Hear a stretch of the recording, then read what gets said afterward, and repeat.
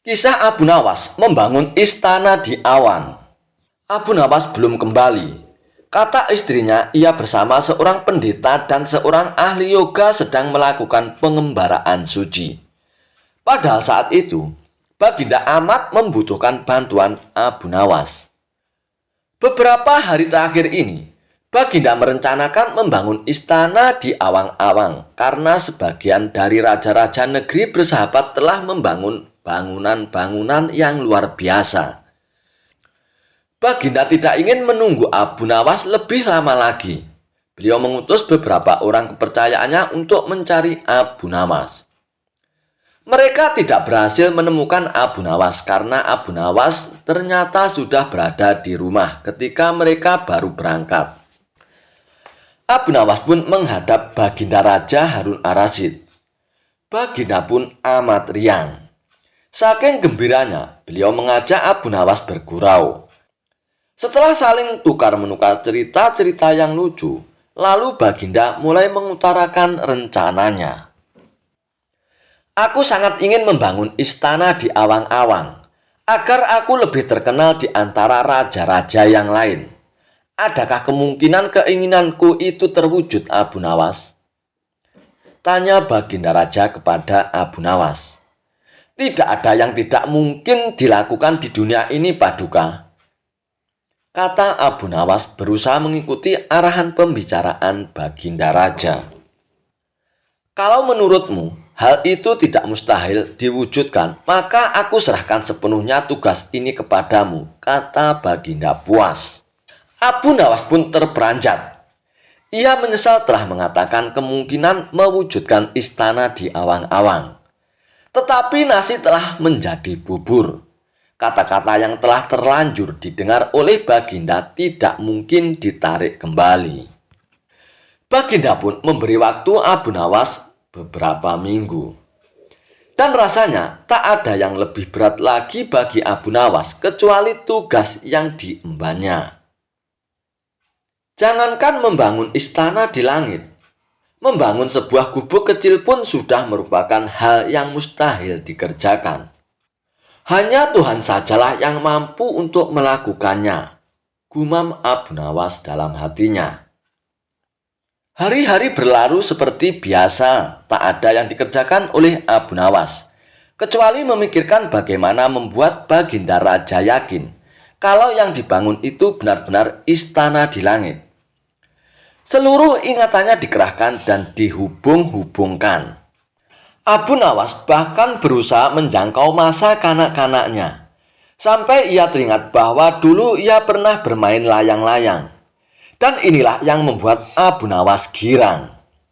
Abu Nawas tidak menyia-nyiakan waktu lagi. Ia bersama beberapa kawannya merancang layang-layang raksasa terbentuk persegi 4. Dan setelah selesai, baru Abu Nawas melukis pintu-pintu serta jendela-jendela dan ornamen-ornamen lainnya. Ketika semuanya telah selesai, Abu Nawas dan kawan-kawannya menerbangkan layang-layang raksasa itu dari suatu tempat yang dirahasiakan. Begitu layang-layang raksasa terbentuk, istana itu mengapung di angkasa. Penduduk negeri gempar, Baginda Raja girang bukan kepalang. Benarkah Abu Nawas berhasil membangun istana di langit? Dengan tidak sabar, beliau didampingi beberapa orang pengawal bergegas menemui Abu Nawas. Dan Abu Nawas pun berkata dengan bangga, "Paduka yang mulia, istana pesanan Paduka telah rampung," kata Abu Nawas merendah. "Engkau benar-benar hebat, Abu Nawas," kata Baginda memuji Abu Nawas. "Terima kasih Baginda yang mulia," kata Abu Nawas. "Lalu bagaimana caranya aku ke istana?" tanya Baginda Raja. "Dengan tambang Paduka yang mulia," kata Abu Nawas dengan tenangnya. "Kalau begitu, siapkan tambang itu sekarang. Aku ingin segera melihat istanaku dari dekat," kata Baginda tak sabar lagi. "Hamba Paduka yang mulia, hamba kemarin lupa memasang tambang itu sehingga seorang kawan hamba tertinggal di sana dan tidak bisa turun," kata Abu Nawas mulai berkelit. "Bagaimana dengan engkau sendiri, Abu Nawas? "Dengan apa engkau turun ke bumi?" tanya Baginda Raja. "Dengan menggunakan sayap Paduka yang mulia," kata Abu Nawas dengan bangga. "Kalau begitu buatkan aku sayap supaya aku bisa terbang ke sana," kata Baginda Raja. "Paduka yang mulia, sayap itu hanya bisa diciptakan dalam mimpi," kata Abu Nawas menjelaskan. "Engkau berani mengatakan aku gila sepertimu?" tanya Baginda dan sambil melotot. "Ya Baginda, kurang lebih seperti itu," jawab Abu Nawas tangkas. "Apa maksudmu Abu Nawas?" tanya Baginda lagi. Baginda tahu bahwa membangun istana di awang-awang adalah pekerjaan yang mustahil untuk dilaksanakan. Tetapi Baginda tetap menyuruh hamba mengerjakannya. Sedangkan hamba juga tahu bahwa pekerjaan itu mustahil untuk dikerjakan. Tetapi hamba tetap menyanggupinya. Titah Baginda yang tidak masuk akal itu, kata Abu Nawas berusaha menjelaskan kepada Baginda Raja. Tanpa menoleh, Baginda Raja pun kembali ke istana diiringi para pengawalnya. Abu Nawas berdiri sendirian sambil memandang ke atas melihat istana terapung di awang-awang. Kehebatan Abu Nawas menangkap matahari hingga mendapatkan hadiah emas batangan dari Baginda Raja. Dikisahkan, saat itu cuaca sangat panas karena teriknya matahari. Para penduduk Baghdad merasa panasnya matahari saat itu melebihi dari teriknya matahari sebelumnya. Baginda Raja Harun ar-Rasyid pun memanggil Abu Nawas untuk datang ke istana. Baginda Raja meminta Abu Nawas untuk menyelesaikan masalah suhu panas yang sedang tinggi tersebut. "Wahai Abu Nawas, beberapa hari ini saya banyak pengaduan dari rakyatku Abu Nawas. Mereka mengeluhkan dengan panasnya terik matahari. Katanya panasnya kali ini tidak seperti biasanya.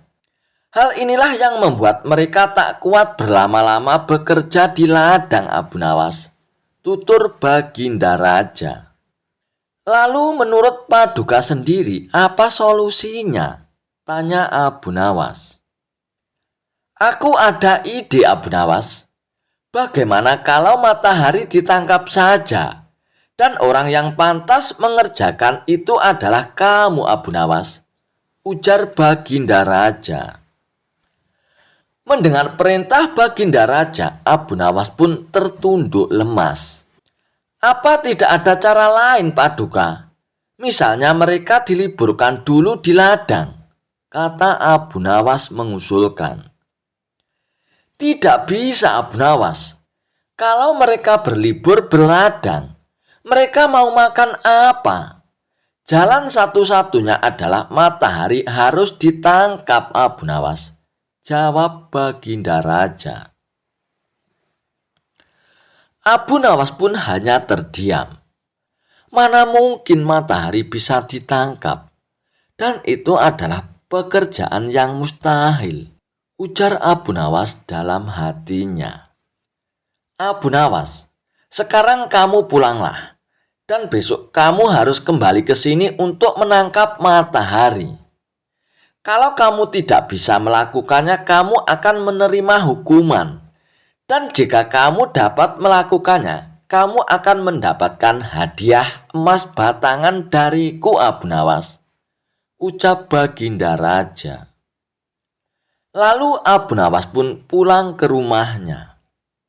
Setibanya di rumah, Abu Nawas pun terus memikirkan cara agar dirinya dapat lepas dari hukuman Baginda Raja. Ia pun terus berpikir hingga tengah malam. "Lebih baik aku sholat isya dulu. Kalau tidak aku nanti malah ketiduran," pikir Abu Nawas. Abu Nawas pun lalu menuju kolam untuk mengambil air wudhu. Saat ia hendak mengambil air wudhu, bayangan dirinya ada di dalam air tersebut. Dan dari situlah akhirnya Abu Nawas pun mendapatkan ide yang cemerlang untuk menjalankan perintah Baginda Raja. Dan keesokan harinya, dengan wajah ceria, Abu Nawas pun pergi ke istana menghadap Baginda Raja. Abu Nawas, apakah kamu sudah siap untuk menangkap matahari? Tanya Baginda Raja. Saya sudah siap, Paduka yang mulia. Tapi saya minta disediakan peralatan untuk menangkapnya, jawab Abu Nawas.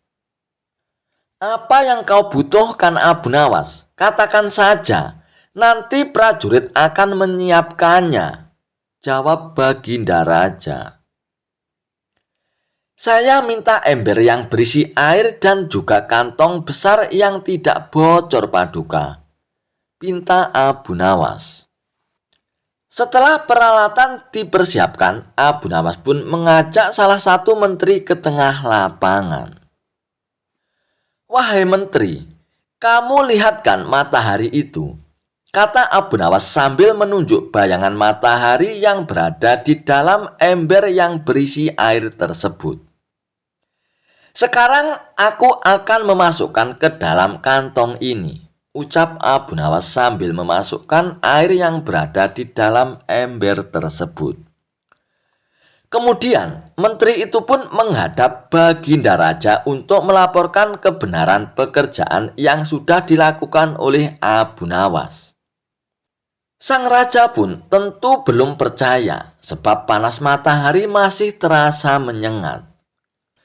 Baiklah menteri, sekarang perintahkan pada Abu Nawas untuk membungkus matahari itu dan membawakan kepadaku, kata Baginda Raja kepada menterinya. Abu Nawas pun lalu menghampiri Baginda Raja Harun ar-Rasyid dengan membawa kantong berisi air tersebut. Paduka yang mulia, mataharinya sudah aku tangkap dan sudah aku bungkus dalam kantong ini, tutur Abu Nawas. Coba kamu lihat keluar, Abu Nawas. Mataharinya masih ada dan aku juga masih merasakan panasnya, ucap Baginda Raja. Benar, Paduka yang mulia, tapi sesungguhnya itu matahari kedua, timpal Abu Nawas. Yang benar saja kamu, Abu Nawas, apa maksudmu? Matahari di dunia ini hanya ada satu, sahut Baginda Raja. Paduka yang mulia, memang benar. Jadi ketika matahari berhasil saya tangkap, dunia menjadi gelap gulita. Lalu Allah langsung menggantikannya dengan matahari yang baru, ujar Abu Nawas. Baginda Raja pun kemudian memastikan isi kantong besar tersebut berisi matahari atau bukan. Ia pun membuka kantong tersebut dan ternyata isinya hanya air. Abu Nawas, mana mataharinya? Kamu jangan mengada-ada dan mengerjai saya, Abu Nawas, ucap Baginda Raja. Wahai Paduka yang mulia, membukanya jangan di dalam ruangan, karena matahari paling tidak suka dengan ruangan tertutup. Pasti dia tidak akan menampakkan dirinya, Paduka, jawab Abu Nawas untuk beralasan. Maksudmu bagaimana, Abu Nawas? Tanya Baginda Raja. Matahari hanya mau menampakkan dirinya kalau dia melihat ada saudaranya di atas, Paduka, ujar Abu Nawas. Lalu Abu Nawas pun mengajak Baginda Raja ke tengah lapangan dengan membawa kantong yang berisi air tersebut. Nah, saya buka kantongnya, Baginda. Tuh kan, ada mataharinya, tutur Abu Nawas sambil menunjukkannya kepada Baginda Raja. Melihat hal itu, Baginda Raja pun hanya bisa geleng-geleng kepala dan mengakui kecerdikan Abu Nawas. Dan akhirnya, ia pun memberikan hadiah emas batangan kepada Abu Nawas. Kisah Abu Nawas melawan 3 orang bijak. Dikisahkan, pada suatu hari, 3 orang bijak memasuki kampung Abu Nawas. Penduduk sepakat untuk menghadapi ketiga orang itu. Maka mereka sodorkan si cerdik Abu Nawas. Saya yakin Abu Nawas bisa mengatasi 3 orang itu, ujar salah seorang dari penduduk. Singkat cerita, Abu Nawas pun akhirnya setuju menghadapi 3 orang bijak itu. Dan adu kepintaran antara Abu Nawas dengan ketiga orang itu bertempat di lapangan bola, sehingga masyarakat pun bisa menonton. Setelah waktu yang ditentukan tiba, maka berkumpullah penduduk setempat. Abu Nawas tampak santai. Ia selalu memberikan senyuman kepada setiap orang yang mendekatinya. Acara pun akhirnya dimulai. Masing-masing kontestan memperkenalkan diri. Sebagai penghormatan, juru mempersilahkan ketiga orang itu untuk bertanya kepada Abu Nawas. Ketiga orang itu pun sangat senang mendapat kesempatan bertanya duluan kepada Abu Nawas. Maka dengan congkaknya, orang pertama pun bertanya kepada Abu Nawas. Di mana sebenarnya pusat bumi ini, wahai Abu Nawas yang tolol? Abu Nawas pun tersenyum walaupun dibilang tolol. Lalu ia pun menjawab, itu sih gampang. Kalau begitu katakan di mana? Tempatnya di bawah telapak kaki saya, saudara. Ujar Abu Nawas dengan senyuman sambil merapatkan kakinya dan sedikit membungkuk. Rupanya jawaban Abu Nawas itu membuat orang kedua tidak terima. Ia langsung berkata dengan keras, bagaimana saudara bisa membuktikan hal itu? Ukur saja sendiri, jawab Abu Nawas dengan enteng. Tampaknya jawaban itu telah membuat orang pertama tertegun dan hanya bisa diam saja. Untuk itulah tiba giliran orang kedua mengajukan pertanyaan kepada Abu Nawas. Hai Abu Nawas, berapa banyak jumlah bintang di langit? Pertanyaan yang nyaris sama dan pasti bisa dijawab oleh Abu Nawas. Dan dengan mudahnya Abu Nawas pun menjawab. Bintang-bintang yang ada di langit itu jumlahnya sama dengan rambut yang tumbuh di keledai itu. Kata Abu Nawas sambil menuding keledai yang sedang makan rumput. Kalau Anda tidak percaya, hitung saja rambutnya yang ada di keledai itu. Nanti saudara akan tahu kebenarannya. Hai Abu Nawas, bagaimana bisa kami akan menghitung rambut keledai itu? Makanya, kalau kamu bisa menghitung bulu keledai itu, pasti jumlahnya akan sama dengan jumlahnya bintang. Kalau tidak percaya, hitung saja, jawab Abu Nawas dengan entengnya. Mendengar jawaban Abu Nawas, kedua orang itu pun akhirnya tutup mulut. Sekarang tampillah orang ketiga. Orang ini konon paling cerdas di antara yang lain. Ia memang agak terganggu oleh kecerdikan Abu Nawas. Dan dengan ketusnya, ia pun bertanya kepada Abu Nawas. Tampaknya saudara tahu banyak mengenai keledai.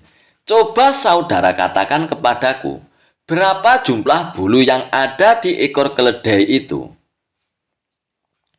Sebuah pertanyaan yang tidak kreatif dan nyaris mirip dengan pertama dan kedua. Ini tentu saja membuat Abu Nawas tertawa mengejek. Hahaha. Aku tahu jumlahnya itu. Jumlah bulu yang ada di ekor keledai ini ada sama dengan rambut yang ada di janggut saudara. Jawab Abu Nawas dengan senyum-senyum. Bagaimana saudara bisa membuktikan hal itu? Tanya orang ketiga penasaran. Itu mudah saja. Begini saudara. Saudara mencabut sehelai bulu dari ekor keledai. Kemudian saya akan mencabut sehelai rambut yang ada di janggut saudara. Nah, kalau sama, maka yang aku katakan adalah benar. Namun kalau tidak, berarti saya keliru, jawab Abu Nawas. Tentu saja orang ketiga itu dibuat mati kutu oleh Abu Nawas. Bisa dibayangkan sakitnya jika rambut di janggut itu dicabut satu persatu sejumlah bulu ekor keledai. Dan orang ketiga tak terima dengan cara menghitung demikian, hanya saja ia tak bisa berkutik. Para penonton pun menganggap Abu Nawaslah pemenangnya. Kisah Abu Nawas dihukum masuk ke kandang singa. Karena usil, Abu Nawas sampai membahayakan nyawa Baginda Raja. Dan karenanya Baginda Raja menjadi sangat murka dengan ulah Abu Nawas itu. Sebenarnya perbuatan Abu Nawas semata-mata hanya ingin membalas atas perlakuan Baginda Raja kepadanya. Pasalnya, bukan sekali dua kali saja, Abu Nawas juga beberapa kali hampir celaka karena perbuatan usil Baginda Raja. Saat ini Baginda Raja diselimuti amarah yang sangat memuncak. Cari Abu Nawas, tangkap dan bawa ke sini. Beberapa pengawal kerajaan pun langsung berangkat menuju rumah Abu Nawas. Sesampainya di sana, mereka langsung menangkap Abu Nawas dengan kasar. "Hai pengawal, apa-apaan ini? Apa salahku?" tanya Abu Nawas dengan ketakutan. "Kami diperintahkan Baginda Raja untuk menangkapmu, Tuan Abu Nawas. Kalau kamu menolak, kami tetap akan membawamu dengan cara paksa," jawab para pengawal. Abu Nawas pun hanya bisa pasrah. Ia kemudian digiring ke istana dan dihadapkan kepada Baginda Raja. "Ampun Paduka yang mulia, kenapa hamba diperlakukan kasar begini?" tanya Abu Nawas. "Hai Abu Nawas, kamu jangan pura-pura tidak tahu ya. Kamu telah membuat aku murka, Abu Nawas. Perbuatan usilmu kemarin hampir saja membuatku mati. Kamu memang keterlaluan dan sangat kurang ajar, Abu Nawas," jawab Baginda Raja dengan penuh emosi. "Maafkan hamba Paduka yang mulia, hamba sedang kilap," ucap Abu Nawas. "Saat ini sudah tidak ada maaf bagimu, Abu Nawas. Kamu harus dihukum mati," bentak Baginda Raja. "Lalu dengan cara apa hamba dihukum mati, Paduka? Dipancung atau digantung?" tanya Abu Nawas. "Bukan Abu Nawas, bukan dengan cara seperti itu. Karena hukuman seperti itu hanya jadi bahan lelucon bagimu saja nantinya," balas Baginda Raja bertambah emosi. Abu Nawas pun menangkap keseriusan pada diri Baginda Raja. "Sepertinya Paduka tidak main-main. Ia terlihat sangat murka padaku," pikir Abu Nawas. Bahkan para menteri dan prajurit menundukkan kepalanya. Tidak ada yang berani menatap Baginda Raja. "Hai pengawal, masukkan Abu Nawas ke kandang singa," teriak Baginda Raja memecah keheningan. Para menteri dan segenap prajurit terkejut mendengar perintah Baginda Raja. Karena walau bagaimanapun, Abu Nawas adalah sosok yang baik. Sering berjasa mengungkap kasus-kasus di dalam istana yang sulit terpecahkan. Mereka tidak sampai hati melihat Abu Nawas tewas mengenaskan diterkam singa buas. Akan tetapi, karena ini adalah titah Baginda Raja, tidak ada seorang pun yang berani untuk menentangnya. Lalu tiba-tiba seorang penasihat istana pun berkata, "Ampun Paduka yang mulia, apakah tidak berlebihan hukuman yang diberikan kepada Abu Nawas? Bukankah lebih baik bila Abu Nawas dihukum penjara saja?" Ujar penasihat istana coba membela Abu Nawas. "Kalau kau tidak suka dengan keputusanku, kau boleh ikut Abu Nawas masuk ke dalam kandang singa," penasihat, hardik Baginda Raja. Sang penasihat istana pun hanya terdiam. Ia tidak berani untuk membantah Paduka Raja. Sementara Abu Nawas pun tertunduk lesu mendengar keputusan tersebut. Tubuhnya langsung lemas dan gemetaran. Namun ketika hendak dimasukkan ke kandang singa, Abu Nawas pun berkata,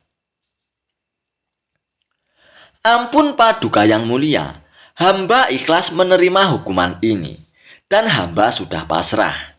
Tapi berilah waktu hamba 3 bulan. Hamba ingin agar di akhir kematian disibukkan oleh amal ibadah." Mendengar permintaan Abu Nawas, sejenak Baginda Raja pun terdiam. Tidak beberapa lama kemudian, Baginda Raja pun berkata, "Baiklah Abu Nawas, aku kabulkan permintaanmu. Tapi selama itu pula, kamu harus hidup dalam penjara dan kamu dilarang menemui keluargamu." Abu Nawas pun menyetujui syarat tersebut. "Dan kalau diperkenankan, bolehkah saya minta satu permintaan lagi Paduka?" tutur Abu Nawas.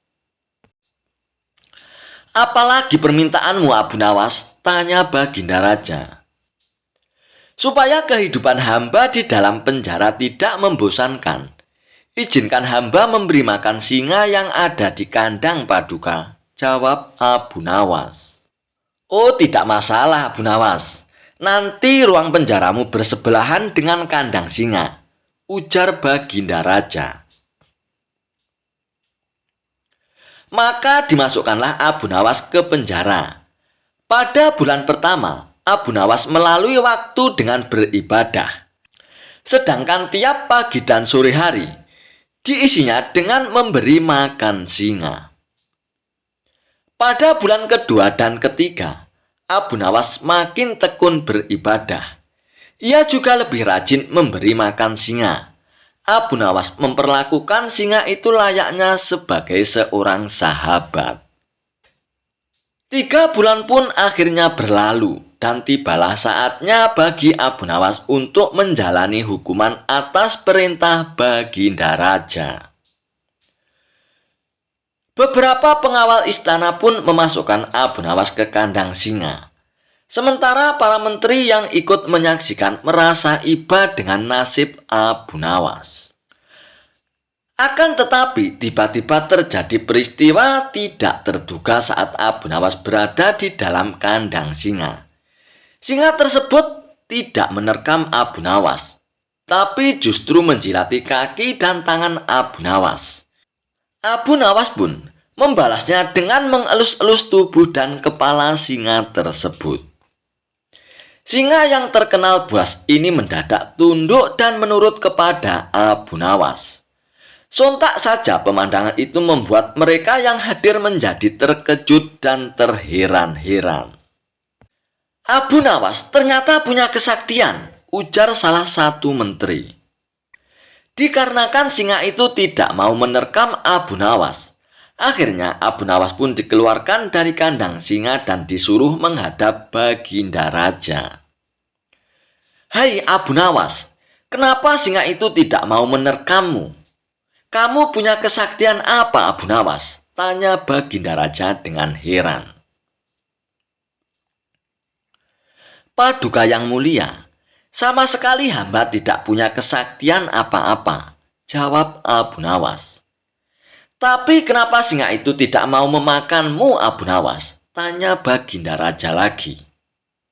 "Begini Paduka yang mulia, selama 3 bulan ini, hamba rutin memberi singa itu makan dan minum. Dan hamba juga memperlakukan dia dengan baik. Oleh sebab itulah, hamba tidak dimangsanya. Sebab dia pikir hamba adalah orang yang berjasa bagi dia. Padahal hanya 3 bulan hamba memperlakukan dia dengan baik Paduka. Dia memang seekor singa yang buas, tapi dia tahu balas budi. Buktinya, dia tidak memangsa hamba. Sedangkan Paduka sendiri, bertahun-tahun hamba mengabdi kepada Paduka dan berjasa bagi istana ini. Tapi hanya karena satu kesalahan, Paduka begitu tega menjatuhkan hukuman mati kepada hamba." Tutur Abu Nawas menjelaskan. Mendengar penuturan Abu Nawas, akhirnya Baginda Raja pun menyadari akan kesalahannya. "Maafkan aku, Abu Nawas. Aku telah berbuat kilap kepadamu. Baiklah, sekarang kamu boleh pulang. Dan ini ada hadiah uang untukmu, Abu Nawas. Terimalah sebagai rasa terima kasihku karena telah menyadarkanku," ucap Baginda Raja. Berkat kecerdikannya, Abu Nawas pun akhirnya kembali lolos dari hukuman mati. Kisah Abu Nawas dan kipas ajaib yang awet hingga 100 tahun. Suatu ketika Abu Nawas asik berjalan-jalan di sebuah pasar. Ia pun melihat pemuda sedang berjualan baju di pinggiran jalan. "Baju bagus dan istimewa," teriak pemuda tersebut.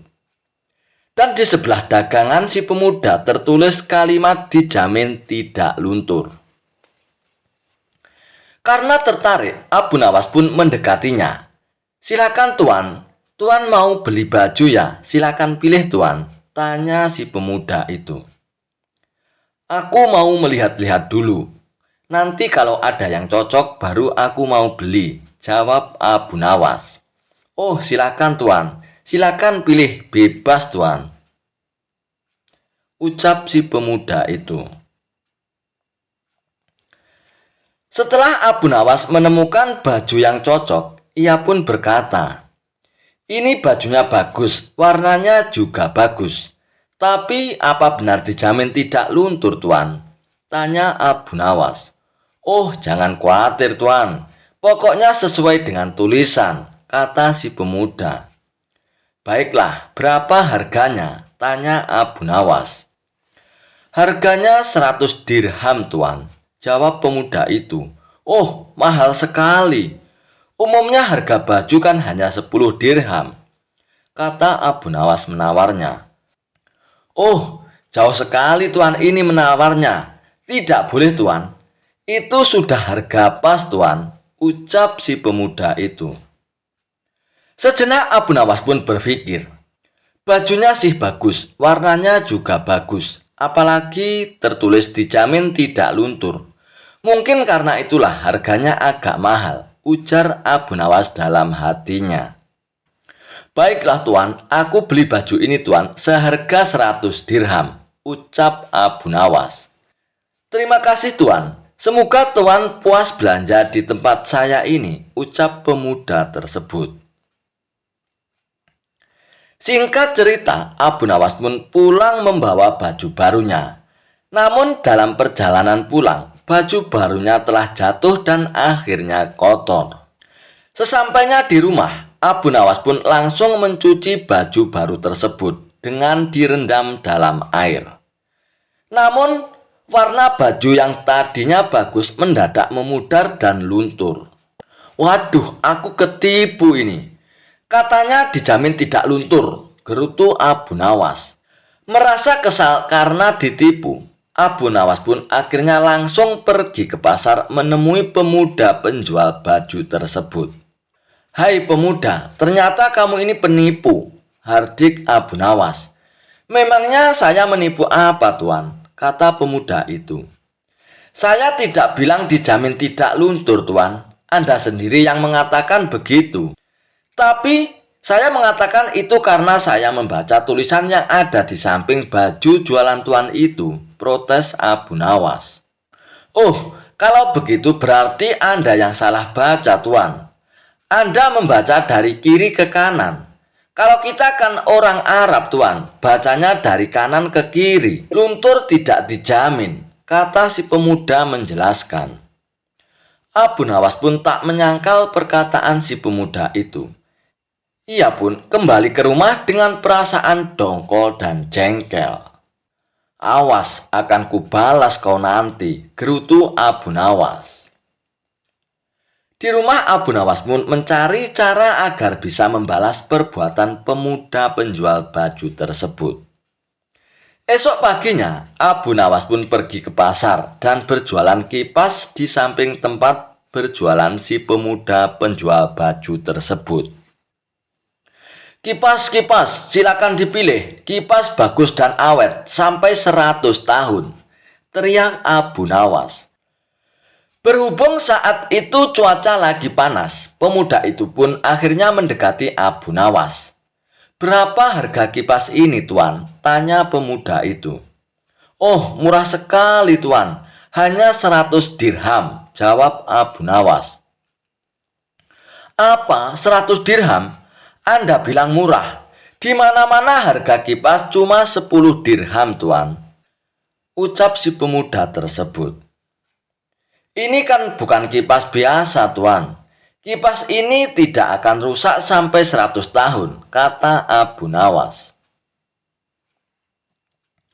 Sejenak pemuda itu pun terdiam. Kalau sampai bertahan selama 100 tahun, tidak ada salahnya harga mahal, pikir pemuda tersebut. "Baiklah, Tuan, saya beli satu kipasnya," kata pemuda itu. Setelah transaksi selesai, Abu Nawas pun buru-buru pulang dengan membawa uang 100 dirham, uang dari penjualan kipasnya. Sementara si pemuda yang kepanasan segera menggunakan kipasnya dan baru beberapa menit saja kipasnya mendadak rusak. "Dasar aku ketipu," ujar si pemuda geram. Lalu ia pun pergi ke rumah Abu Nawas untuk meminta ganti rugi. "Hai Tuan, Anda ternyata penipu. Katanya kipas itu kuat sampai 100 tahun.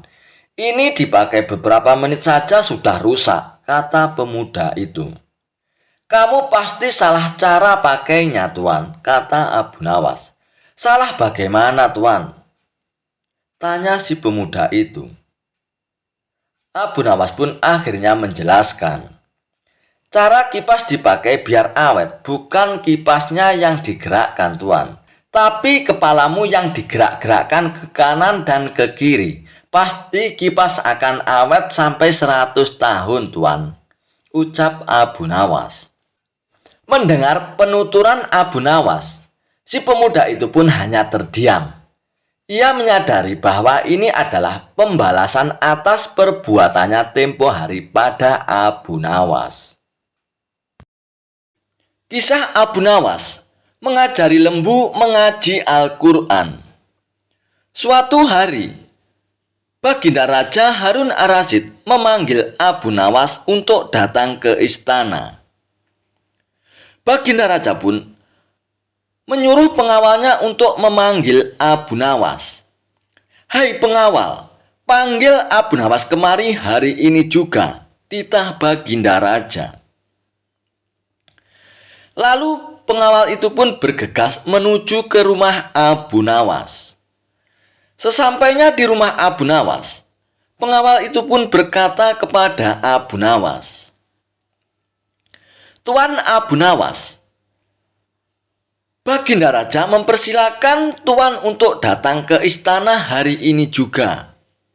"Hei pengawal, memangnya ada apa aku dipanggil ke istana?" "Hamba tidak tahu, Tuan. Mungkin Baginda Raja nanti di istana akan memberi penjelasan kepada Tuan Abu Nawas," ucap pengawal itu. "Baiklah, mari kita datang ke istana kalau begitu pengawal," ucap Abu Nawas. Lalu pengawal dan Abu Nawas pun bergegas menuju istana. Tak beberapa lama kemudian, akhirnya Abu Nawas pun tiba di istana. Abu Nawas pun langsung menghadap Baginda Raja. "Hai Abu Nawas," kata Baginda Raja, "tahukah kamu mengapa aku panggil kemari? Aku minta tolong kepadamu Abu Nawas untuk mengajari lembuku ini supaya bisa mengaji Al-Quran. Jika lembuku ini tidak dapat mengaji, niscaya aku akan menyuruh mereka untuk membunuhmu," titah Baginda Raja. "Baiklah tuanku yang mulia," jawab Abu Nawas. "Titah paduka yang mulia hamba junjung di atas kepala hamba." Kemudian Abu Nawas pun disuruh pulang dengan membawa seekor lembu. Sesampainya di rumah, lembu itu pun diikat erat-erat pada sebatang pohon kurma. Esok harinya, Abu Nawas mulai memukul lembu itu dengan sebuah cambuk rotan sampai setengah mati. Ketika binatang itu hampir mengamuk, Abu Nawas mengucapkan kata atau. Perkataan itulah yang diajarkan Abu Nawas kepada lembu itu sambil tetap mengayunkan cambukannya terhadap lembu tersebut. Pekerjaan itu ia lakukan setiap hari pagi sampai tengah hari dan dari zuhur sampai maghrib selama beberapa hari. Sehingga tidak terfikirkan untuk menghadap Baginda Raja ke istana. Setengah bulan kemudian, Baginda Raja pun menyuruh seorang pengawal untuk melihat ke rumah Abu Nawas. Apakah Abu Nawas mampu mengajari lembu itu untuk mengaji? Namun, apa yang disaksikan oleh pengawal itu di rumah Abu Nawas tiada lain adalah cambukan yang dilancarkan oleh Abu Nawas ke badan lembu itu sambil berkata, atau, sampai binatang itu kesakitan setengah mati. Melihat kejadian itu, maka pengawal itu pun melaporkan hal itu kepada Baginda Raja. Mohon ampun Baginda Raja, kata pengawal itu sesampainya di istana. Hamba melihat Abu Nawas sedang mengajar lembu itu di belakang rumah dengan sebuah cambuk rotan yang besar. Jika tali pengikatnya tidak kuat, pastilah lembu itu lepas dan mengamuk Paduka. Yang diajarkan tidak lain hanyalah 3 patah kata, yaitu atau. Mendengar penjelasan pengawal itu, Baginda Raja pun terheran-heran. Setelah berpikir sejenak, Baginda Raja pun bertitah. Hai pengawal, panggil kemari Abu Nawas sekarang juga. Aku mau tahu apakah lembu itu sudah bisa mengaji atau belum. Tidak lama kemudian, Abu Nawas pun sampai di istana. Hai Abu Nawas, sudahkah engkau mengajari lembuku itu dan apakah lembu itu sudah bisa mengaji Al-Quran? Tanya Baginda Raja. Sudah bisa sedikit-sedikit ya tuanku, jawab Abu Nawas. Tadi aku suruh seorang pengawal untuk melihat ke rumahmu. Katanya engkau mengajari lembu itu 3 kalimat, atau. Aku mau tahu apa arti perkataan itu Abu Nawas? Tanya Baginda Raja. Ampun beribu ampun Paduka, kata Abu Nawas. Arti atau itu adalah, jika bukan lembu itu yang mati, atau hamba, atau tuanku, atau tidak ada salah seorang yang mati, hamba tidak akan puas. Sebab sampai habis umurnya sekalipun, binatang itu tidak akan bisa mengaji Al-Quran. Itu sebabnya binatang itu hamba cambuk agar mati. Dengan demikian, hamba senang karena pekerjaan hamba dapat selesai Paduka. Atau hamba yang mati atau Paduka yang mati, atau salah satu barulah habis perkara lembu tersebut Paduka, ucap Abu Nawas. Mendengar penjelasan Abu Nawas, Baginda Raja pun terperanjat dari tempat duduknya. Ia pun tidak dapat berkata sepatah kata pun. Setelah merenung sejenak, Baginda Raja pun berkata, kalau begitu, lembu itu boleh kamu ambil atau kamu jual, atau kamu sembelih dan kamu masak Abu Nawas. Terima kasih banyak Paduka yang mulia, ucap Abu Nawas. Lalu ia pun mohon diri pulang ke rumahnya dengan langkah ringan dan hati yang senang. Kisah Abu Nawas mengerjai tetangganya yang kaya namun pelit dengan topi sakti. Dikisahkan, ketika itu Abu Nawas duduk santai di depan rumahnya, lalu didatangi tetangganya yang kaya raya. Tetangganya tersebut menyuruh Abu Nawas untuk tidak menafkahi istrinya agar bisa kaya raya sepertinya. Abu Nawas pun berkata bahwa dirinya memang ingin kaya, tetapi tidak dengan cara yang dia sarankan. Apakah aku harus jadi sepertimu yang kaya, tetapi segala sesuatu meminjam dari tetanggamu? Lalu untuk apa hartamu? Kata Abu Nawas. Lihatlah, aku yang kaya raya, tak sepertimu yang miskin, tak punya apa-apa, Abu Nawas, balas tetangganya. Kemudian Abu Nawas pun bertanya, untuk apa kekayaan itu? Lalu dijawablah oleh tetangganya bahwa dirinya cukup melihat kilauan kekayaannya saja. Beberapa hari kemudian, tetangganya itu datang ke rumah Abu Nawas untuk meminjam keledainya.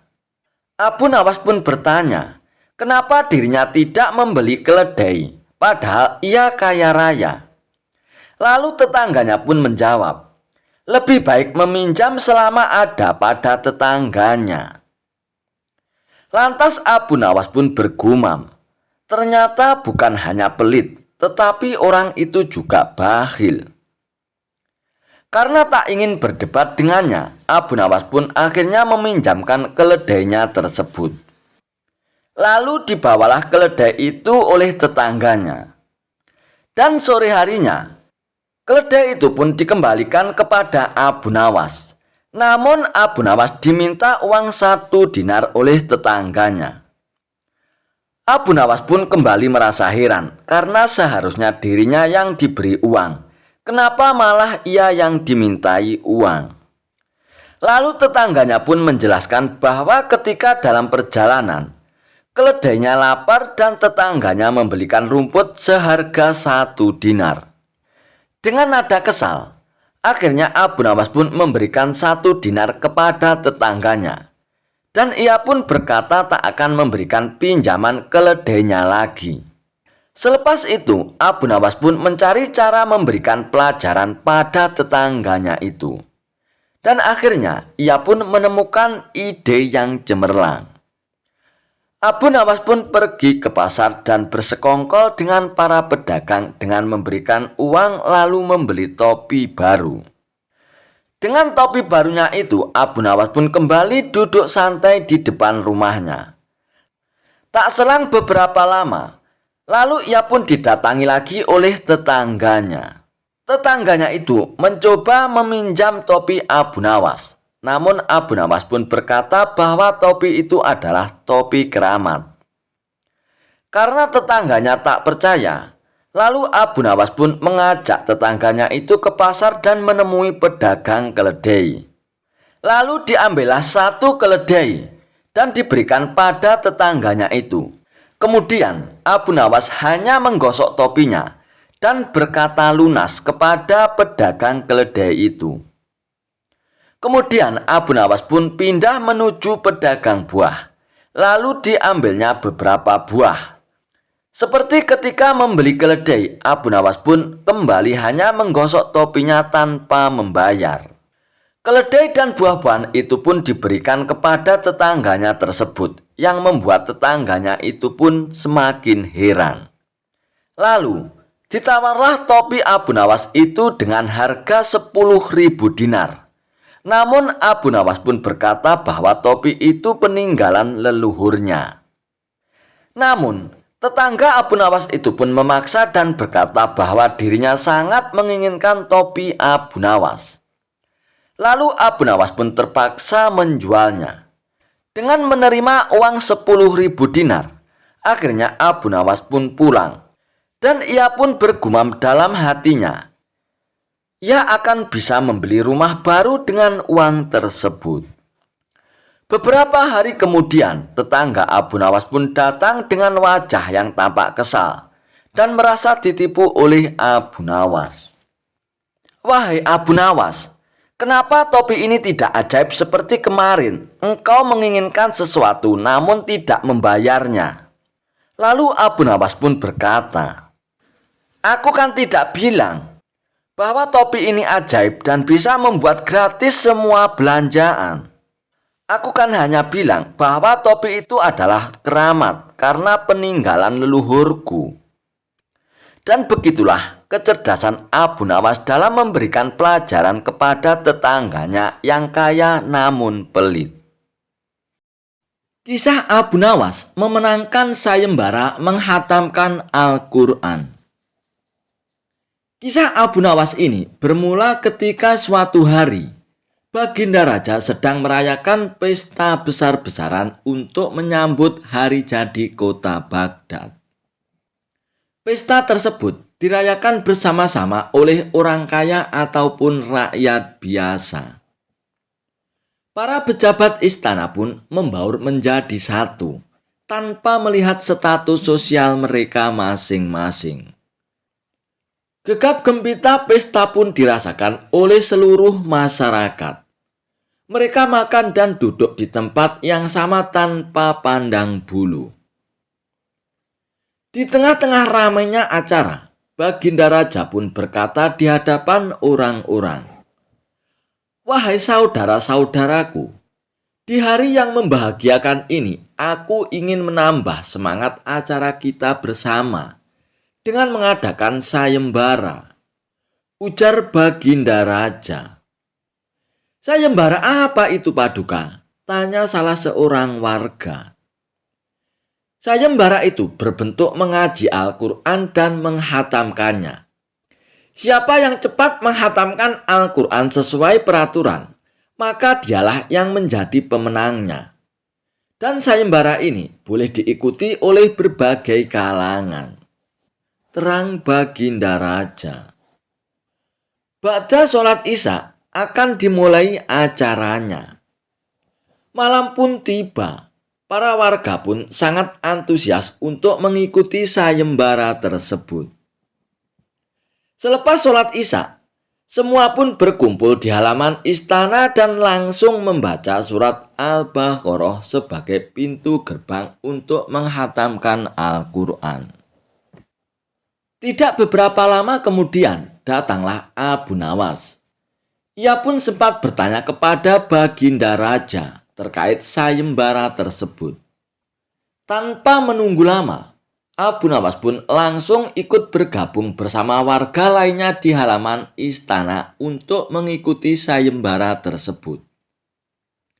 Akan tetapi, yang dilakukan oleh Abu Nawas bukanlah membaca Al-Quran. Dia malah mengambil makanan. Baginda Raja pun menegurnya. "Hai Abu Nawas, malam sudah semakin larut. Kenapa kau tidak bergegas membaca Al-Quran? Kau jadi ikut sayembara atau tidak, Abu Nawas?" tanya Baginda Raja. "Ya tentu saja hamba ikut, Paduka," jawab Abu Nawas dengan entengnya. Setelah dirasa istirahatnya cukup, Abu Nawas pun bergegas mengambil air wudhu. Dan ia pun membaca Al-Quran. Namun tak beberapa lama kemudian, Abu Nawas pun berteriak dengan suara yang lantang. "Wahai Paduka yang mulia, hamba sudah menghatamkan Al-Quran, Paduka. Jadi hambalah pemenangnya," kata Abu Nawas. Mendengar hal itu, para peserta lain pun terkejut. Dan mereka pun tidak percaya. Mereka pun mengajukan protes kepada Baginda Raja. "Itu tidak mungkin, Paduka yang mulia. Abu Nawas pasti berbohong. Kami saja yang membaca sejak habis sholat Isya. Baru sampai bab 10. Masa Abu Nawas yang baru datang langsung menghatamkan Al-Quran?" Protes dari salah seorang peserta dan langsung diiyakan oleh peserta yang lainnya. "Hai Abu Nawas, bagaimana kau bisa menyelesaikan bacaan Al-Quran tersebut dengan waktu yang singkat?" "Mereka tidak percaya dan termasuk aku juga, Abu Nawas," ujar Baginda Raja. "Saya cukup membaca surat Al-Ikhlas sebanyak 3 kali, Paduka," terang Abu Nawas. "Loh, kenapa kok bisa begitu, Abu Nawas?" tanya Baginda Raja lagi. "Begini, Paduka yang mulia. Dalam sebuah hadis, Rasulullah SAW menjelaskan bahwa membaca surat Al-Ikhlas sama saja membaca sepertiga dari Al-Quran. Dan saya sudah membaca surat Al-Ikhlas sebanyak 3 kali Paduka. Jadi saya sudah menghatamkan Al-Quran Paduka. Terang Abu Nawas. Mendengar penjelasan Abu Nawas, seluruh peserta pun hanya terdiam. Sedangkan Baginda Raja pun takjub akan pemikiran Abu Nawas yang cerdas. Sehingga sayembara itu pun dimenangkan oleh Abu Nawas. Kisah Abu Nawas. Cara agar hutang cepat dibayar. Utang piutang memang hal yang biasa. Namun menjadi tidak biasa kalau ada orang yang susah membayar hutangnya. Apalagi kalau ada teman yang tidak mau bayar utang. Pasti bikin kesal saja. Tapi tenang saja, Abu Nawas punya cara agar utang itu cepat dibayar. Mau tahu caranya? Begini ceritanya. Saat Abu Nawas menagih utang dengan temannya yang tidak mau bayar. Rumah Abu Nawas konon pernah didatangi Abu Jahil yang terkenal pelit. Ia lalu menjelaskan tujuan kedatangannya, ia ingin meminjam uang 100 dinar. Tentu saja Abu Nawas terkejut mendengarnya. Dari mana saya mendapatkan uang sebanyak itu Abu Jahil? Kata Abu Nawas. Ayolah Abu Nawas, aku yakin kamu pasti ada. Pinjami aku selama sebulan saja Abu Nawas, pinta Abu Jahil. Awalnya Abu Nawas tidak mau mengabulkan permintaan Abu Jahil. Namun karena terus mendesaknya, akhirnya Abu Nawas pun tidak bisa menolak. Tapi kamu hanya berjanji sebulan saja Abu Jahil, kata Abu Nawas mengingatkan. Ya, saya berjanji Abu Nawas. Bulan depan kebun saya akan panen. Saya pasti akan mengembalikan uang pinjaman ini kepadamu Abu Nawas, jawab Abu Jahil. Singkat cerita, setelah 1 bulan, ternyata Abu Jahil tidak pernah mengembalikan uang tersebut. Padahal saat itu kebun Abu Jahil memiliki hasil panen yang melimpah ruah. Payah Abu Jahil ini. Dia tidak menepati janjinya, batin Abu Nawas. Karena membutuhkan uang, Abu Nawas pun terpaksa pergi ke rumah Abu Jahil untuk menagih hutangnya. Hei Abu Jahil, bagaimana dengan janjimu yang dulu itu? Katanya kamu akan mengembalikan uang itu dalam waktu sebulan, kata Abu Nawas. Abu Jahil pun menjawab bahwa dia tidak bisa membayar hutangnya. Ia beralasan bahwa uang hasil kebunnya digunakan untuk mengobati saudaranya yang sedang sakit. Jangan khawatir Abu Nawas, saya pasti akan membayar hutangku bulan depan, kata Abu Jahil. Abu Nawas pun sangat kecewa. Akhirnya, dia pun pulang tanpa membawa uang sepeser pun. Beberapa hari kemudian, Abu Nawas mendengar kabar bahwa Abu Jahil sering mengundang teman-temannya ke rumah untuk berpesta. Mendengar hal tersebut, Abu Nawas pun menjadi emosi. Kurang ajar Abu Jahil. Katanya dia kekurangan uang, tapi dia malah sering mengadakan pesta, gerutu Abu Nawas. Abu Jahil pasti tidak akan membayar hutangnya karena 1000 alasan. Akhirnya Abu Nawas pun mendapat ide untuk mengerjai Abu Jahil. Keesokan harinya Abu Nawas pun pergi ke desa seberang untuk menemui sahabatnya. Dia mulai menyusun strategi dan meminta bantuan seorang teman. Setelah strateginya matang, Abu Nawas pun segera mendatangi rumah Abu Jahil. Mengapa kamu di sini Abu Nawas? Aku sudah bilang kan, jika akan mengembalikan utangku itu bulan depan, kata Abu Jahil. Jangan salah paham Abu Jahil. Aku di sini bukan untuk menagih hutang. Aku ingin mengajakmu bertemu dengan orang pintar, jawab Abu Nawas. Ada perlu apa emangnya Abu Nawas? Tanya Abu Jahil dengan penasaran. Begini Abu Jahil, di desa seberang katanya ada dukun pesugihan yang bisa membuat kita kaya. Aku ingin mencobanya di sana, jawab Abu Nawas. Benarkah Abu Nawas itu? Oke Abu Nawas, aku ikut. Aku juga ingin kaya, kata Abu Jahil girang mendengar adanya tawaran dukun pesugihan itu. Singkat cerita, Abu Nawas dan Abu Jahil tiba di rumah dukun pesugihan tersebut. Setelah memanggil keduanya, dukun itu pun bertanya, "Apa yang kamu lakukan di sini?" Abu Nawas kemudian mengutarakan keinginannya agar ia ingin kaya tanpa bekerja. "Ah, itu mudah saja. Tapi syaratnya ada loh," kata sang dukun. "Apa syaratnya, dukun?" tanya Abu Nawas. "Syaratnya harus ada yang dikorbankan. Tapi jangan khawatir, korbannya tidak harus dari keluarga. Orang lain juga bisa dikorbankan. Tapi orang lain itu adalah orang yang terkait dengan hartamu," jawab sang dukun. "Apa maksudmu? Aku tidak mengerti," tanya Abu Nawas lagi. "Ya, misalnya siapapun yang berutang uang kepadamu, orang itu dapat digunakan sebagai korban, meskipun dia bukan anggota keluargamu," jawab sang dukun. "Bagaimana jika orang itu tidak mau?" tanya Abu Nawas. "Kamu tidak perlu minta izin kepada orang tersebut. Nanti ia akan jadi korban tanpa ia sadari dan tiba-tiba mati dengan mengerikan," kata dukun menjelaskan. "Aku mengerti. Oke, aku setuju," jawab Abu Nawas sambil memandang Abu Jahil.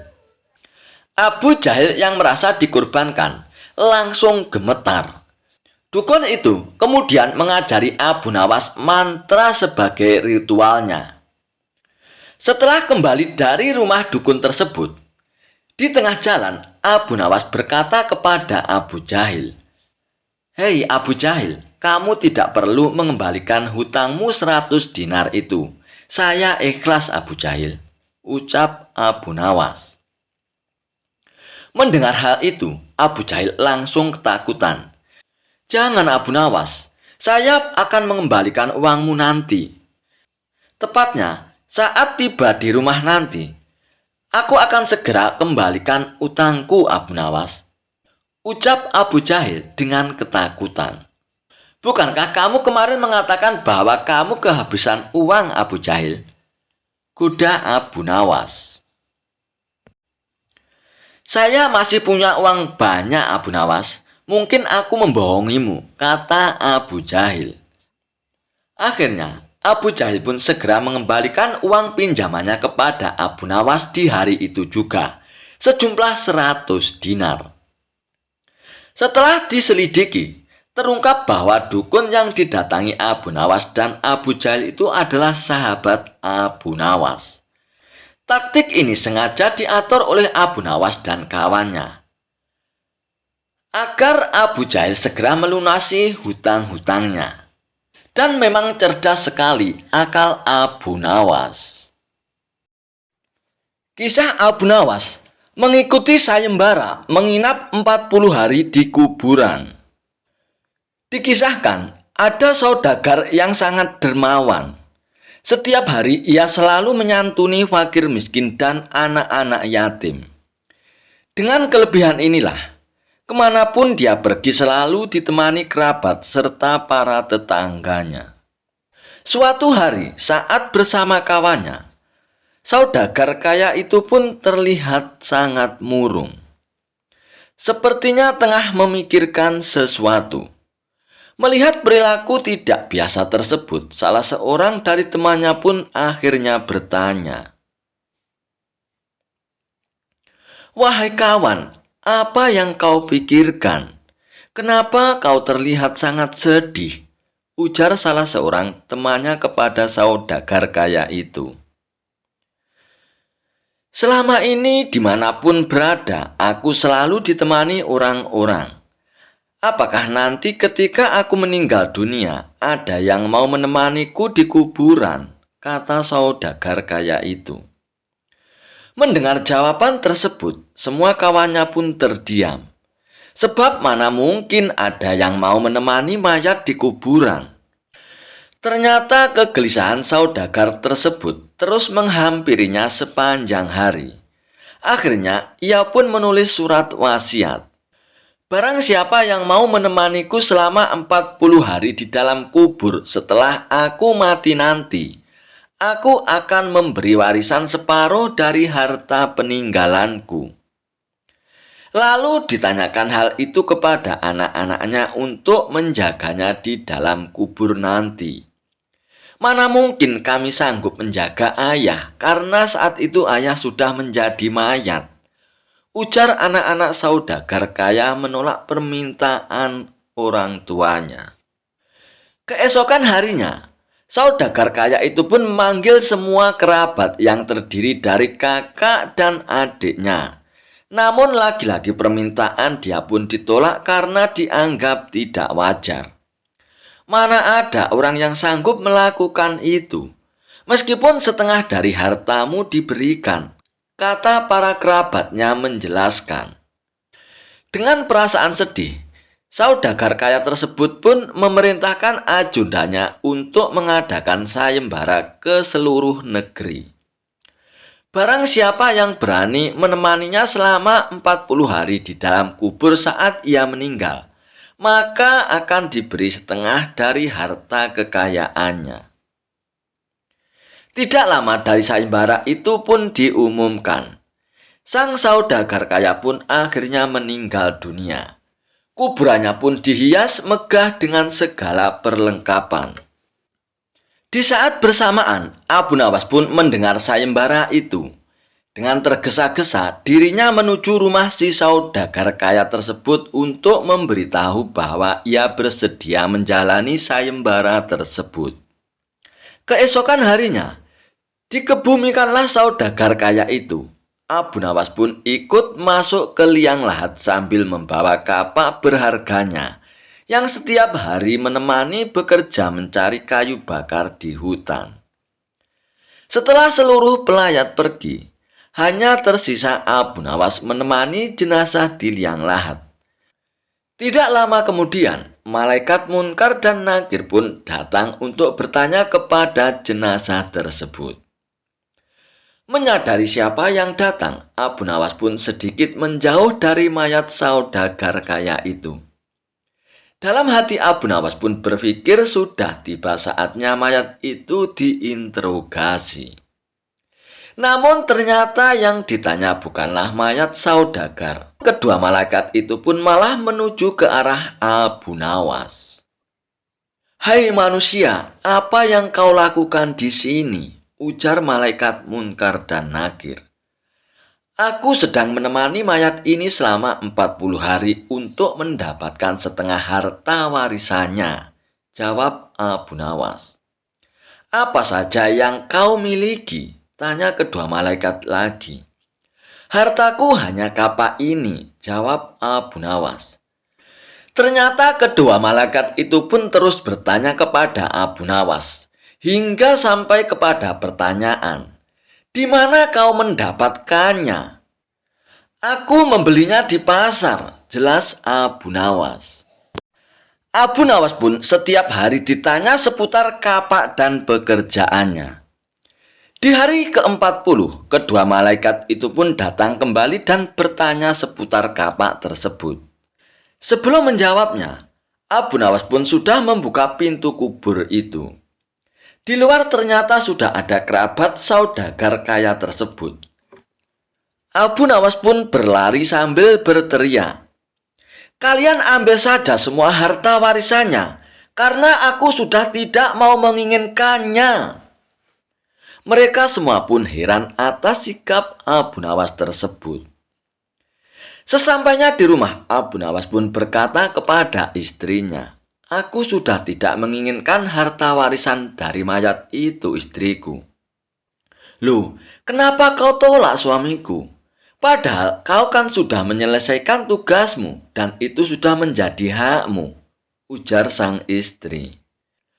Abu Nawas pun menceritakan kepada istrinya pengalamannya di dalam kubur yang bertemu dengan malaikat Munkar dan Nakir yang terus bertanya seputar kapaknya selama 40 hari. Padahal kapak itu harta satu-satunya. Bagaimana kalau dia memiliki harta yang banyak? Berapa pertanyaan yang akan diajukan oleh malaikat Munkar Nakir nantinya? Jelas Abu Nawas kepada istrinya. Mendengar penjelasan Abu Nawas, istri Abu Nawas pun hanya mengangguk-anggukkan kepalanya. Kisah Abu Nawas buang air besar di tempat tidur. Pada suatu waktu, Baginda Raja Harun ar-Rasyid sangat gundah hatinya. Seperti biasanya, dirinya ingin sosok Abu Nawas hadir di istana untuk menghibur hati sang raja. Namun setelah beberapa kali dipanggil, Abu Nawas belum juga menampakkan batang hidungnya. Entah kenapa Abu Nawas enggan untuk menghadap Baginda Raja. Setelah lama berpikir, akhirnya Baginda Raja pun menemukan cara agar Abu Nawas bisa hadir di istana kerajaannya. Raja pun menyuruh 3 orang prajurit untuk pergi ke rumah Abu Nawas agar buang air besar di tempat tidurnya Abu Nawas. Hai pengawal, pergilah ke rumah Abu Nawas dan beraklah di tempat tidur Abu Nawas kalian. Dan kalau kalian berhasil, maka masing-masing akan aku beri uang 1000 dirham. Titah Baginda Raja. Daulat Paduka Raja, jawab ketiga pengawal itu secara bersamaan. Sementara itu, duduk di sebelahnya ada Ki Patih yang mendengar obrolan rajanya dengan ketiga pengawal itu. Karena berhubung tugas yang diberikan kepada 3 anak buahnya yang agak aneh, Ki Patih pun memberanikan diri untuk bertanya kepada sang raja. Maaf Paduka Raja, bukankah tugas yang diberikan itu tampak aneh dan sangat menghina? Tanya Patih kepada Baginda Raja. Patih, memang benar. Tapi itulah siasatku agar Abu Nawas segera hadir ke istana, jawab Baginda Raja. Apakah gerangan rencana Baginda? Tanya Patih lagi. Nanti kamu akan segera mengetahuinya. Dan sekarang kamu ikutilah ketiga anak buahmu itu. Dan intailah mereka. Dan sampaikan juga kepada Abu Nawas. Bila dia berhasil menggagalkan tugas pengawalku itu, maka Abu Nawas akan aku beri uang 3000 dirham. Dan sekaligus, ia boleh memukul utusanku itu, titah Baginda Raja. Dengan perasaan yang masih bingung, Patih pun segera melaksanakan perintah Baginda Raja. Ia pun segera berkemas dan menuju ke rumah Abu Nawas. Tidak beberapa lama kemudian, utusan Baginda Raja Harun ar-Rasyid sudah tiba di depan pintu rumah Abu Nawas. Hai Abu Nawas, kami diutus oleh Baginda Raja untuk buang air besar di tempat tidurmu. Karena ini perintah Raja, kamu tidak boleh menolak, kata salah seorang utusan itu. Saya sama sekali tidak keberatan. Silakan saja kalau kalian mampu melaksanakan perintah Baginda Raja, jawab Abu Nawas dengan santainya. Betul? Tanya utusan Raja. Iya, silakan saja, sahut Abu Nawas. Betul begitu Abu Nawas? Tanya utusan Raja. Iya, silakan saja, sahut Abu Nawas. Abu Nawas pun mengawasi orang-orang itu beranjak ke tempat tidurnya dengan geram. Berak di tempat tidurku betul-betul kelewatan, gumam Abu Nawas dalam hatinya. Abu Nawas pun akhirnya memutar otaknya. Bagaimana caranya agar para utusan itu mengurungkan niatnya? Setelah berpikir beberapa saat, Abu Nawas pun akhirnya menemukan cara untuk menggagalkan tugas para utusan tersebut. Pada saat para utusan itu hendak bersiap-siap buang air besar, mendadak Abu Nawas berkata dari balik jendela kamar, "Hai para utusan raja, ada yang lupa saya sampaikan kepada kalian," kata Abu Nawas. "Apa itu Abu Nawas?" tanya salah satu utusan raja. "Saya ingatkan supaya kalian jangan melebihi perintah Baginda Raja. Jika kalian melanggar, saya akan pukul kalian dengan sebuah pentungan besar dan setelah itu saya akan laporkan kalian kepada Baginda Raja bahwa kalian melanggar perintahnya," jawab Abu Nawas dengan serius. Dengan cekatan, Abu Nawas pun segera mengambil sebatang kayu besar yang ada di dapur rumahnya. Bahkan, kini Abu Nawas sudah mengambil pentungan kayu besar tersebut. "Hai, apa maksudmu tadi Abu Nawas?" tanya salah satu utusan.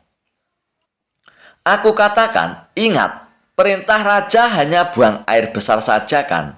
Dan tidak boleh lebih dari itu," jawab Abu Nawas. "Iya, memang benar," jawab utusan itu. "Aku ulangi lagi ya.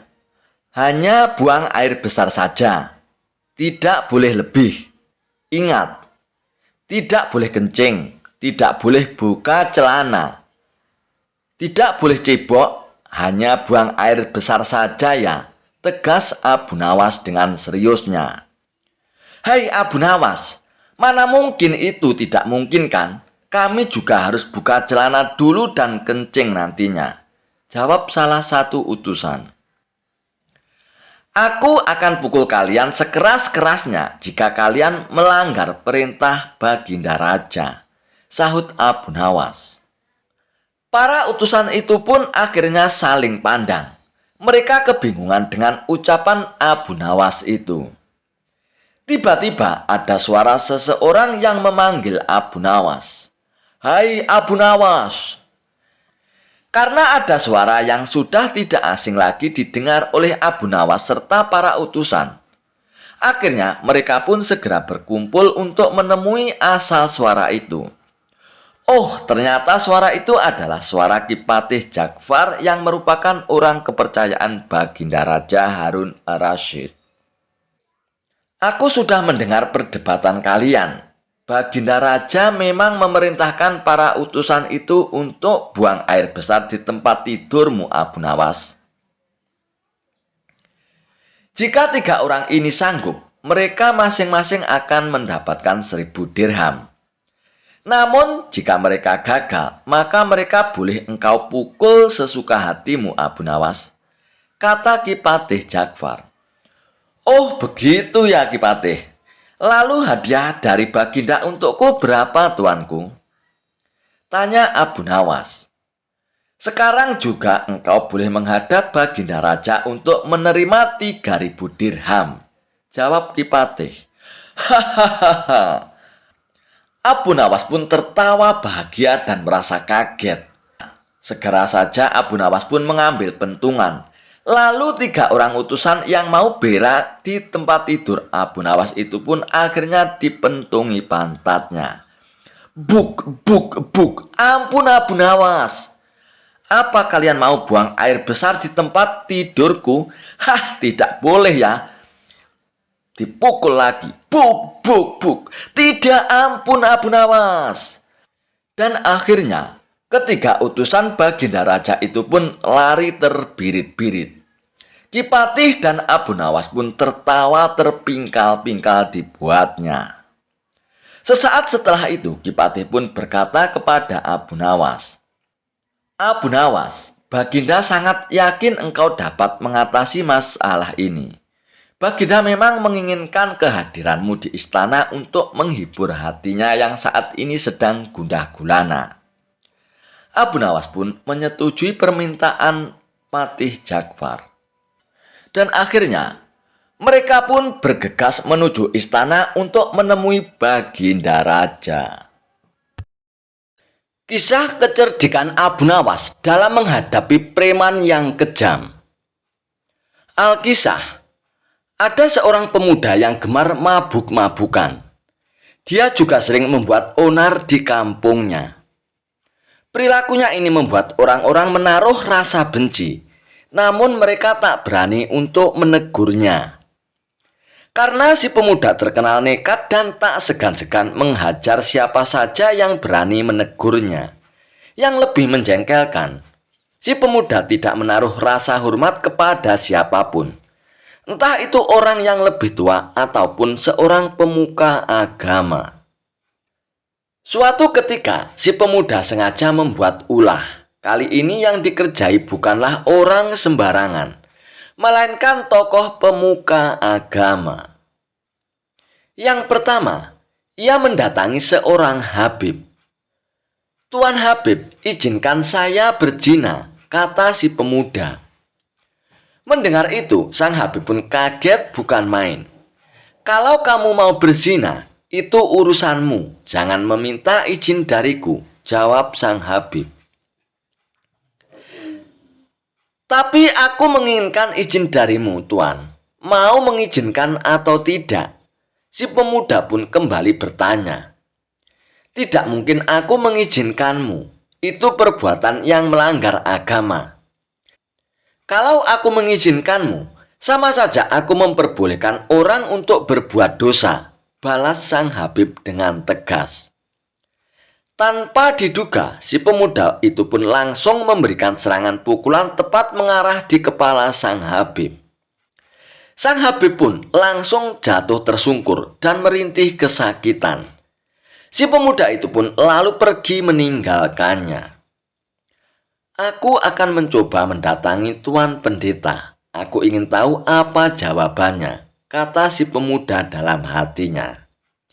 Ia pun lalu pergi ke rumah sang pendeta. Setibanya di rumah sang pendeta, lalu pemuda itu pun bertanya, "Tuan Pendeta, izinkan saya berzina," pinta si pemuda. Mendengar pertanyaan pemuda itu, sang pendeta pun kagetnya bukan main. Sejenak ia pun terdiam.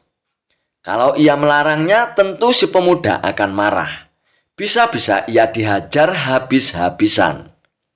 Sebab tabiat pemuda tersebut terkenal kasar dan jahat, pikir sang pendeta. Hai anakku, kenapa engkau tidak menikah saja? Tentu itu akan lebih baik bagimu," kata sang pendeta menyarankan. "Aku tidak mau, aku masih ingin menikmati masa mudaku," ujar si pemuda.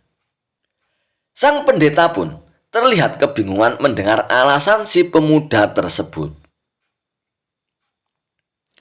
Namun ia juga harus berhati-hati dalam ucapan. Jangan sampai membuat si pemuda menjadi marah. "Bagaimana Tuan Pendeta? Apakah Tuan mau mengizinkan saya berzina?" tanya si pemuda lagi. Hati sang pendeta menjadi berkecamuk. Kalau ia mengizinkan, sama saja ia memperbolehkan orang untuk berbuat dosa.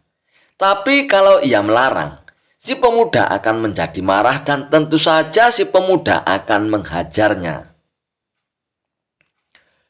"Wahai anakku, saya sangat sayang kepadamu. Tidakkah engkau tahu bahwa siksa api neraka itu sangat pedih? Aku tidak ingin kamu masuk ke dalamnya, hanya karena perbuatanmu itu, anakku," kata sang pendeta menasihati. "Maksud Tuan Pendeta apa? Mati saja belum sudah bicara tentang neraka. Tuan mau mengizinkan saya berzina atau tidak?" tanya si pemuda lagi mulai emosi. "Maafkan saya, Nak. Dengan berat hati, saya tidak berani mengizinkan kamu. Itu semata-mata karena saya sangat sayang sama kamu, Nak. Saya tidak ingin kamu dimurkai oleh Tuhan," jawab sang pendeta. Tiba-tiba pukulan melayang ke arah kepala sang pendeta. Sang pendeta pun jatuh tersungkur ke tanah. "Bilang saja kalau kamu tidak mengizinkan, tak usah berbelit-belit," kata si pemuda dengan geram. Ia pun lalu pergi meninggalkan sang pendeta. Kedua peristiwa tersebut membuat gempar warga. Banyak orang-orang yang mengutuk perbuatan si pemuda tersebut. Akan tetapi si pemuda malah menjadi beringas, sehingga ia semakin ditakuti oleh warga. Suatu ketika, salah satu teman si pemuda berkata kepadanya, "Hai kawan, kenapa tidak kau tanyakan keinginanmu itu kepada Tuan Abu Nawas? Kalau jawabannya membuatmu jengkel, kamu hajar saja dia dan kamu pasti akan lebih ditakuti." Mendengar usulan temannya itu, si pemuda tersebut pun menjadi tertarik. "Benar juga katamu, besok aku akan menemui Tuan Abu Nawas," timpal si pemuda. Pada keesokan harinya, si pemuda segera berangkat menuju rumah Abu Nawas. Sesampainya di rumah Abu Nawas, pemuda itu pun mendapati Abu Nawas sedang duduk santai di depan rumahnya. "Tuan Abu Nawas, bolehkah saya masuk? Ada yang ingin saya tanyakan kepada Tuan Abu Nawas," kata si pemuda tersebut. "Oh, silakan masuk anak muda. Kemarilah," balas Abu Nawas. Si pemuda itu pun lalu masuk dan duduk di samping Abu Nawas. "Apa yang ingin kau tanyakan, wahai anak muda?" tanya Abu Nawas. "Tuan Abu Nawas, izinkan saya berbuat zina," pinta si pemuda tersebut. Mendengar itu, Abu Nawas pun hanya tersenyum. "Sebelum aku menjawab permintaanmu, saya ingin mengajukan 3 pertanyaan. Apakah kau siap menjawabnya?" tanya Abu Nawas. "Oh, silakan Tuan, tanyakan saja," jawab si pemuda. "Kalau dia sampai bertanya tentang siksa neraka, saya akan langsung menghajarnya," pikir si pemuda. "Wahai anak muda, apakah kau rela bila ibumu berbuat zina dengan seorang pemabuk dan pembuat onar?" tanya Abu Nawas. "Saya tidak akan rela dan saya akan melakukan apa saja asalkan ibuku tidak berbuat zina," jawab si pemuda. Demikianlah perasaan orang lain. Ia juga tidak akan suka bila hal itu terjadi pada diri ibunya. "Wahai anak muda, kelak nanti bila engkau mempunyai seorang putri, apakah engkau rela bila putrimu berzina dengan seorang pemabuk dan pembuat onar?" tanya Abu Nawas kembali. "Tentu saja saya tidak terima. Saya tidak rela bila putriku berzina dengan orang seperti itu," jawab si pemuda dengan tegas. Nah, orang lain pun demikian. Ia tentu tidak rela bila hal itu terjadi pada diri putrinya, timpal Abu Nawas. Si pemuda tampak merenungi kata-kata Abu Nawas. Ia tak menyangka akan mendapatkan pertanyaan seperti itu. Sekarang pertanyaan terakhir dari saya, anak muda. Apakah yang akan kamu lakukan bila kamu menitipkan suatu barang kepada orang lain dan barang itu sangat berharga bagimu? Akan tetapi, orang yang kamu titipin tidak amanah. Bahkan ia malah merusak barangmu yang sangat berharga itu, tanya Abu Nawas. "Tentu saja aku akan marah, bahkan aku akan membunuhnya dengan cara yang paling sadis," jawab si pemuda. Abu Nawas pun kembali tersenyum mendengar jawaban si pemuda tersebut. Kemudian Abu Nawas kembali berkata, "Jasad kamu, nyawa kamu, sejatinya adalah titipan Allah yang berharga, yang Allah percayakan kepadamu.